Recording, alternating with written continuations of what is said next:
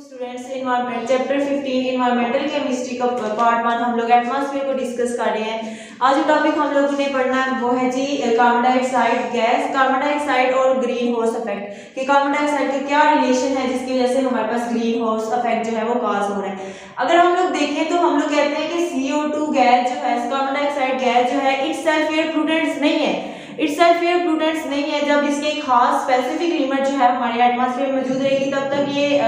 जो air pollutant के तौर पे एयर पोल्यूटेंट्स के तौर पे एक्ट नहीं करेगी, पोल्यूटेंट्स के तौर पे एक्ट नहीं करेगी। लेकिन जब इस कार्बन डाइऑक्साइड की कंसंट्रेशन जो है वो इंक्रीज हो जाएगी,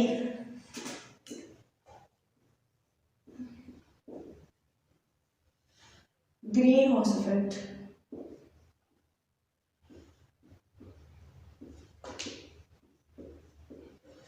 क्या होता है कि CO2 की कंसंट्रेशन जब इंक्रीज होगी तो तब हम लोग कह देंगे ये एक्ट करेगी एज अ पोल्यूटेंट के तौर पे, तब ये एक्ट करेगी कि जब इसकी स्पेसिफिक अमाउंट जो है ये एटमॉस्फेयर में मौजूद रहेगी तब ये पोल्यूटेंट के तौर पे एक्ट नहीं करेगी। अब होता क्या है कि सन की रेडिएशन, अब ये जो CO2 की कंसंट्रेशन इंक्रीज कैसे हो रही है, हम लोग कहते हैं कि बर्निंग ऑफ फॉसिल फ्यूल्स हम लोग कर रहे हैं कि इंडस्ट्रियलाइजेशन हो रही है कि अगर हम लोग बात करें तो हम लोग कहते हैं कि पिछली दो सदियों में हमारे पास जो CO2 की कंसंट्रेशन है वो इंक्रीज हुई है, अबाउट 25% जो है वो 25% जो है वो कार्बन डाइऑक्साइड की कंसंट्रेशन जो है वो इंक्रीज हुई है। कार्बन डाइऑक्साइड की जब कंसंट्रेशन इंक्रीज हुई है तो होता क्या है कि हमारे पास एटमॉस्फेयर से जो सन की रेडिएशन है वो क्या कर रही है कि हमारी अर्थ पे आ रही है। अब यहाँ पे जब अर्थ में आ रही है तो हमारे एटमॉस्फेयर में डिफरेंट जो है वो गैसेस मौजूद है, जैसे हम लोग कह लेते हैं हमारे एटमॉस्फेयर में कार्बन डाइऑक्साइड गैस भी मौजूद है, वाटर भी मौजूद है, इसके अलावा हमारे पास मीथेन गैस भी जो है वो मौजूद है। अब होता क्या है कि सन से रेडिएशन जो है वो जमीन पे आ रही है। जब सन से रेडिएशन जमीन में आ रही है तो जब ये गैसेस जो है एटमॉस्फेयर में मौजूद हैं तो क्या करते हैं कि ये जो रेडिएशन जब इन कार्बन डाइऑक्साइड के साथ टकराती है तो यहाँ से कुछ जो ये रेज है ये रिफ्लेक्ट बैक हो जाती हैं, मतलब वाटर वेपर्स मौजूद है तो ये रिफ्लेक्ट बैक होगी। और लेकिन कुछ रेडिएशन जो है ये जब हमारी अर्थ के ऊपर आ जाएंगी, हमारी अर्थ पे आ जाएंगी, तो हमारी अर्थ पे आने की वजह से जब ये रेडिएशन होगी तो इसके नतीजे में क्या होगा कि हमारी अर्थ का जो टेम्परेचर है वो क्या होना शुरू हो जाएगा, वो राइज होना शुरू हो जाएगा, वो इंक्रीज होना शुरू हो जाएगा। तो इस वजह से कहते हैं कि जब एटमॉस्फेयर के जब सन की रेडिएशन जमीन पे आई उसके नतीजे में क्या प्रोड्यूस होगा, हमारी अर्थ का टेम्परेचर इंक्रीज होगा। और जब हमारी अर्थ का टेम्परेचर इंक्रीज होगा तो इसको हम लोग नाम दे देंगे, ये क्या हो गया है, ये ग्रीन हाउस इफेक्ट है। ये इसकी वजह से कि हमारी टेम्परेचर, अर्थ का टेम्परेचर इंक्रीज होने की वजह से, कि मतलब हम लोग कह लेते हैं कि ये जो गैसेस आई, जब ये रेडिएशन जमीन पे आई, इन गैसेस की वजह से क्या, इन गैसेस को हम लोग नाम देते हैं, ये क्या है, ये ग्रीन हाउस गैसेस हैं। कि इनकी वजह से क्या होता है कि ये हमारी टेम्परेचर का, हमारी अर्थ का टेम्परेचर जो है वो इंक्रीज हो जाता है। जब हमारी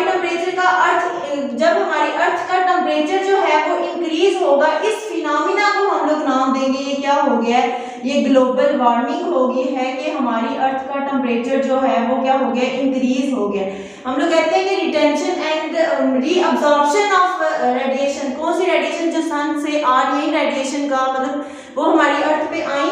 कुछ मॉलिक्यूल्स ये एटमॉस्फेयर में मौजूद हैं, जब ये इनसे रिफ्लेक्ट बैक होगी, लेकिन कुछ जो रेडिएशन है ये हमारी जमीन पे आई, जब हमारी जमीन पे आई तो इसकी वजह से हमारी टेम्परेचर, अर्थ का जो टेम्परेचर है वो क्या हो गया, वो इंक्रीज हो गया। तो इसको नाम देते हैं कि जब हमारी अर्थ का टेम्परेचर इंक्रीज होगा तो हम लोग कह देंगे ये क्या हो गई है, अब ग्लोबल वार्मिंग हो गई है, इसको नाम दे देंगे हम लोग ग्लोबल वार्मिंग। तो हम लोग कहते हैं कि पिछली 2 सेंचुरी से हमारे पास क्या हुआ था कि अबाउट 25% जो है CO2 की कंसंट्रेशन जो है वो इंक्रीज हुई। अब जब CO2 की कंसंट्रेशन इंक्रीज हुई तो अबाउट 0.1% जो है वो अर्थ का टेम्परेचर क्या हुआ है कि राइज होना शुरू हो गया। तो इसको हम लोग कहते हैं कि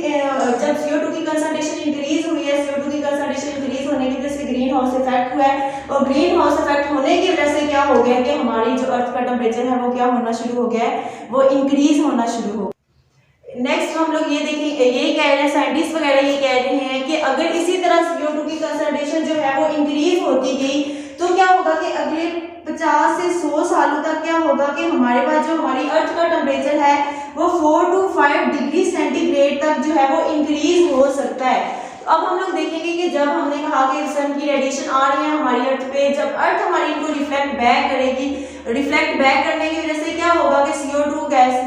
कार्बन डाइऑक्साइड, वाटर वेपर्स और मीथेन क्या करेंगे, इन गैसेस को ऑब्जॉर्ब करेंगे। जब इन गैसेस को ऑब्जॉर्ब करेंगे तो इनकी वजह से हमारी अर्थ का टेम्परेचर क्या होगा, इंक्रीज होता जाएगा। तो इसको हम लोग नाम देते हैं ग्रीन हाउस इफेक्ट। अब हम लोग देखेंगे कि जब इन ग्रीन हाउस इफेक्ट की वजह से क्या कुछ हार्मफुल इफेक्ट हो रहे हैं हमारे ऊपर। तो सबसे पहले एक बेनिफिट इफेक्ट हम लोग देख लेते हैं कि CO2 की कंसंट्रेशन जो है वो इंक्रीज हो रही है, तो इस वजह से ग्रीन हाउस इफेक्ट हुआ है। अब यहाँ पे क्या हुआ होगा कि जब CO2 की कंसंट्रेशन जो है वो इंक्रीज हो रही है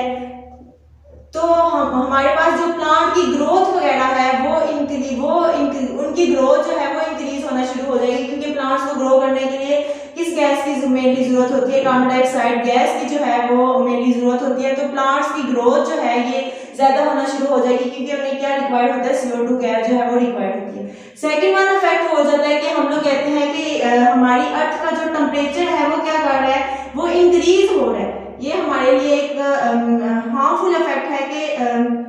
कि हमारी अर्थ का टेम्परेचर जो है CO2 की कंसंट्रेशन इंक्रीज होने से हमारी अर्थ का टेम्परेचर जो है ये इंक्रीज हो रहा है। नेक्स्ट वन जो है आ जाता है कि हम लोग कहते हैं कि जितने भी हमारे पास ग्लेशियर वगैरह, पोलर आइस कैप वगैरह है, जब हमारी अर्थ का टेम्परेचर इंक्रीज होगा तो इनकी मेल्टिंग होना शुरू हो जाएगी। जब ये मेल्ट होना शुरू हो जाएगी तो फ्लड वगैरह आने के चांसेस जो है ये बढ़ जाते हैं। इसके अलावा हम लोग कहते हैं कि इन्फेक्शन डिजीज जो है ग्लेशियर, पोलर आइस कैप वगैरह की क्या होना शुरू हो गई है, ये मेल्टिंग होना शुरू हो गई है। ये पोलर आइस कैप जो है ये मेल्ट होना शुरू हो गए हैं। तो यहाँ पे क्या होगा कि इनकी फ्लड आने का ज्यादा खतरा हो जाता है। तो नेक्स्ट हम लोग कहते हैं कि इन्फेक्शन जो डिजीज है ये क्या होना शुरू हो जाती है, ये काज होना शुरू हो जाती है। जैसे गर्मी में हम लोग देखते हैं कि हमारी अर्थ का टेम्परेचर इंक्रीज होता है, जिसकी वजह से डिफरेंट मॉस्किटोज वगैरह, मलेरिया वगैरह काज होना शुरू हो जाता है। तो इस वजह से हम लोग कहते हैं कि इन्फेक्शन डिजीज जो है ये काज होना शुरू हो जाती है। इसके अलावा हमारी जो प्लांट कल्टीवेशन का जो पैटर्न है वो क्या होना शुरू हो जाता है, वो चेंज होना शुरू हो जाता है कि हमारी प्लांट्स की जो ग्रो करने का जो सीजन वगैरह होता है वो क्या होता है, वो भी बैडली अफेक्ट होता है ड्यू टू कार्बन डाइऑक्साइड की कंसंट्रेशन, क्योंकि हमारे पास सीजनल जो चेंजेस आना शुरू हो जाती हैं। मतलब प्लांट कल्टीवेशन प्रोसेस जो है ये जब ये चेंज हुआ तो मानसून जो रेन है, मानसून जो सीजन है वो भी क्या होना शुरू हो जाएगा, वो भी चेंज होना शुरू हो जाता है। तो हमारे पास ये डिफरेंट जब CO2 की कंसंट्रेशन इंक्रीज होना शुरू हो जाती है तो डिफरेंट हमारा टेम्परेचर इंक्रीज होगा। टेम्परेचर इंक्रीज करने की वजह से हमारे पास डिफरेंट जो है ये इफेक्ट्स हम लोग ने देखे कि ये क्या कुछ इफेक्ट्स हो सकते हैं कि जब CO2 की कंसंट्रेशन जो है वो इंक्रीज होती है। तो ये था हमारा आज का इफेक्ट कि कार्बन डाइऑक्साइड किस तरह जो है वो रिलेट करती है ग्रीन हाउस इफेक्ट से।